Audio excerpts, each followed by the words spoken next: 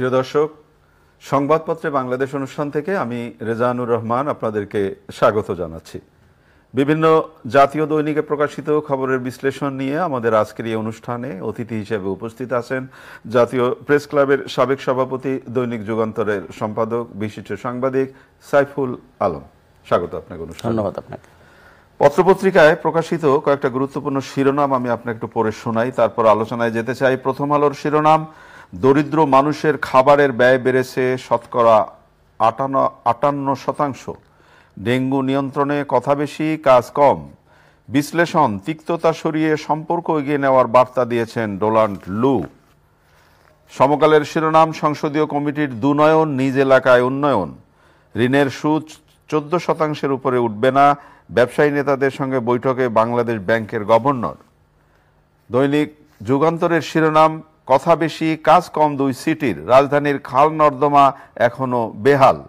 কেন্দ্রীয় ব্যাংকের বারবার নীতি পরিবর্তনে ক্ষতিগ্রস্ত ব্যবসায়ীরা। কালের কণ্ঠের শিরোনাম, দুবাইয়ে 532 বাংলাদেশের সম্পত্তি, বাংলাদেশের সঙ্গে সম্পর্কে স্থবিরতা চায় না যুক্তরাষ্ট্র।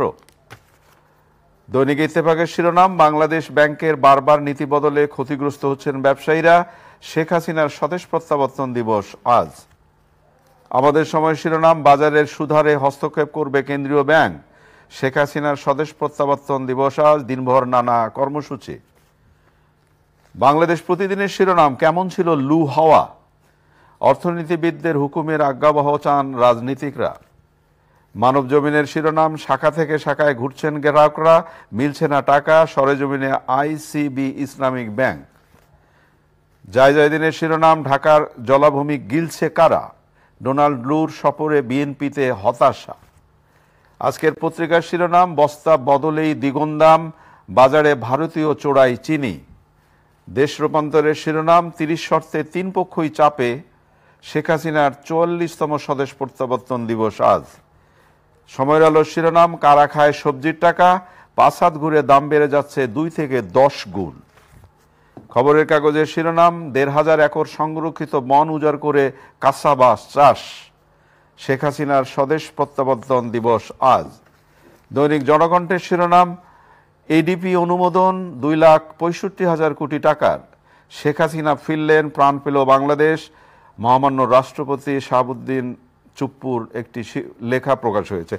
আমরা একটু শেখ হাসিনার স্বদেশ প্রত্যাবর্তন দিবস নিয়ে একটু কথা বলতে চাই।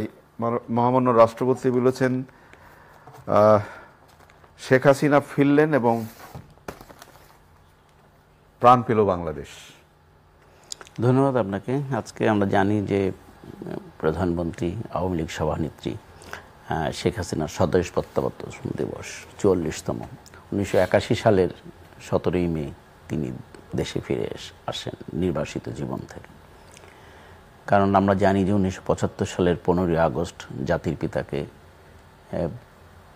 সপরিবার হত্যা করা হচ্ছে এবং তারপর পুরো বাংলাদেশের ইতিহাস রাতারাতি যেন পাল্টে যাওয়ার ইতিহাস, বদলে যাওয়ার ইতিহাস। যেই বাংলাদেশের স্বপ্ন দেখে আমাদের 71 সালে মুক্তিযুদ্ধ, মুক্তি সংগ্রাম, আমাদের স্বাধিকার আন্দোলন, 6 দফার আন্দোলন, যেটার ধারাবাহিকতা 75 পর্যন্ত চলছিল, 75 15ই আগস্টের পরের দিন আমাদের হঠাৎ করে মনে হলো যে না, ভিন্ন একেবারে ধারায় বাংলাদেশ, সেই ধারার সঙ্গে আমরা এই কোন বাংলাদেশ। তো সেটি অব্যাহত ছিল 1981 সাল পর্যন্ত। আমরা জানি যে 1981 সালের আপনার ফেব্রুয়ারিতে, মধ্য ফেব্রুয়ারিতে যে আওয়ামী লীগের সম্মেলন হয়েছিল, সেখানে শেখ হাসিনাকে আওয়ামী লীগের সভাপতি নির্বাচিত করা হয়েছিল। 75-এর কালো রাতে শেখ হাসিনা এবং শেখ রেহানা দেশের বাইরে ছিলেন।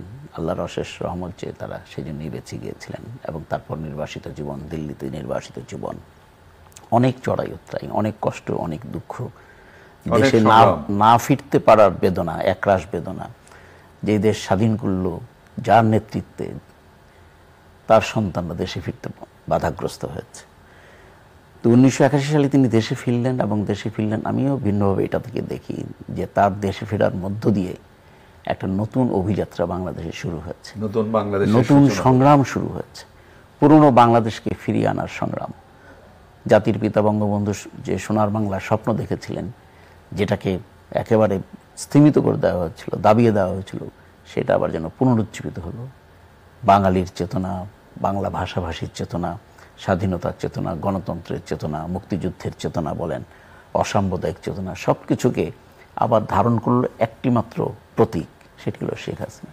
এবং তার নেতৃত্বে প্রায় 16 বছর কিন্তু নানা চড়াই উতরাই এই বাংলাদেশে হয়েছে। সামরিক শাসন, অবৈধ শাসন, এদের বিরুদ্ধে সংগ্রাম করতে হয়েছে, ঘাটে মাঠে অনেকবার তার জীবন নাশের চেষ্টা করা হয়েছে, বাধাগ্রস্ত হয়েছে। নিজের বাড়িতে গ্রেনেড হামলা তো তার উজ্জ্বল একটা জায়গা।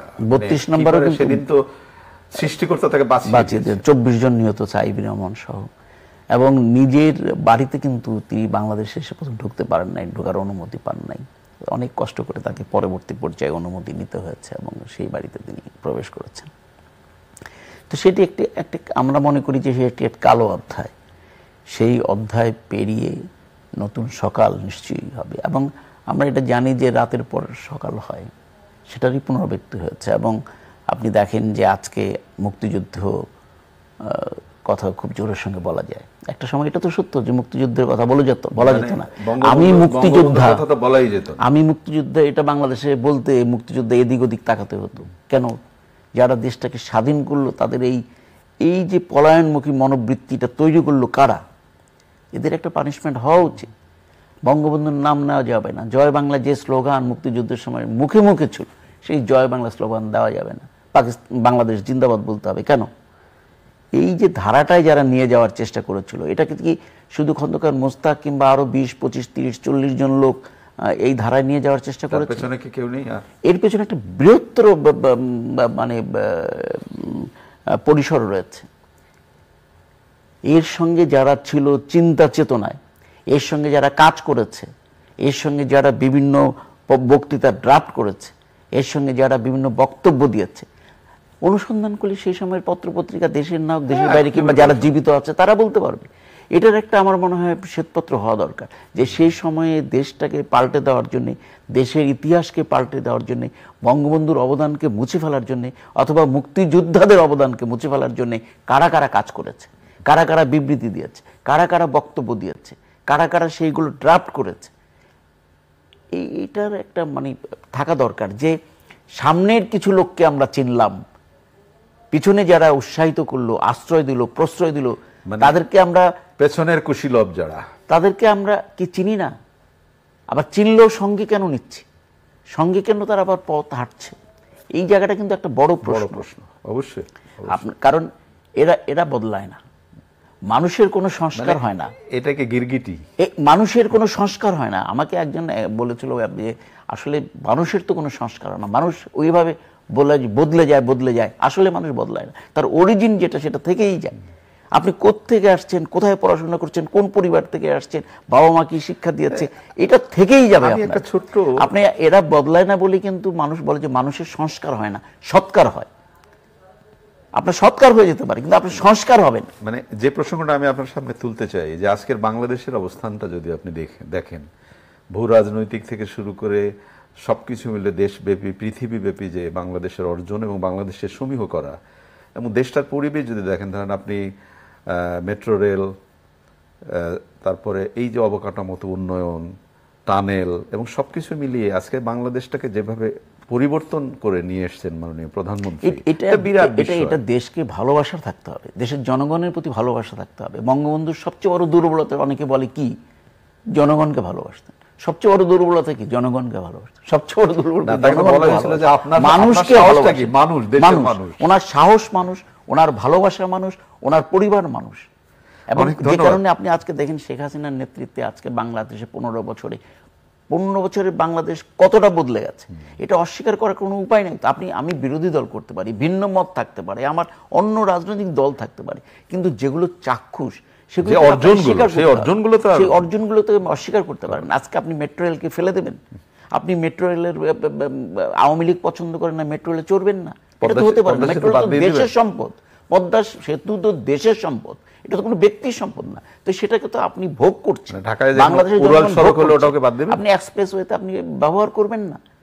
এখানে তো দল মত নির্বিশেষে কোনো ব্যাপার নেই। বাংলাদেশের নাগরিক যিনি হবেন তিনি সবাই এটাকে ব্যবহার করবেন। অনেক আপনি ধন্যবাদ। টানেলের কথা বলছেন, অর্থনীতির কথা বলছেন, জিডিপির কথা বলছেন। হ্যাঁ, করোনার কারণে, অন্যান্য কারণে আমরা আমাদের অর্থনীতি একটা চাপ, বিশাল চাপের মধ্যে পড়েছে, এটা অস্বীকার করার কোনো উপায় নাই।